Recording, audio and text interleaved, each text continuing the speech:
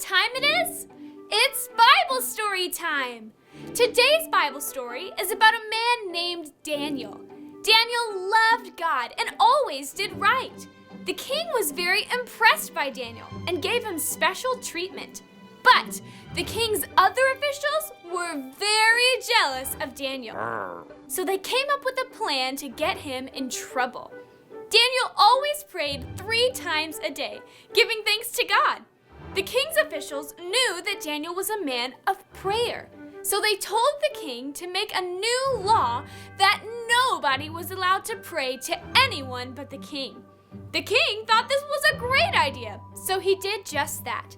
The punishment for breaking this rule was being thrown into a hungry lion's den. Uh-oh! The king's officials knew that Daniel would not obey this rule. They were right. When Daniel learned that the law had been signed, he went home and knelt down as usual in his upstairs room. Daniel knew that obeying the king was important, but obeying God was even more important.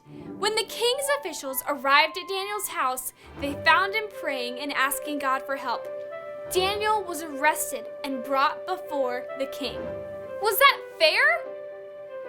No, of course not. Daniel was thrown into the lion's den that was filled with hungry lions, and a stone was rolled over the entrance, locking him in. We don't know exactly what Daniel did all night, but one thing is for sure. He was depending on God for his rescue. The next morning, the king ran down to have the stone rolled away. He yelled out to Daniel, "Daniel, was your God able to save you?" Daniel answered, "Long live the king."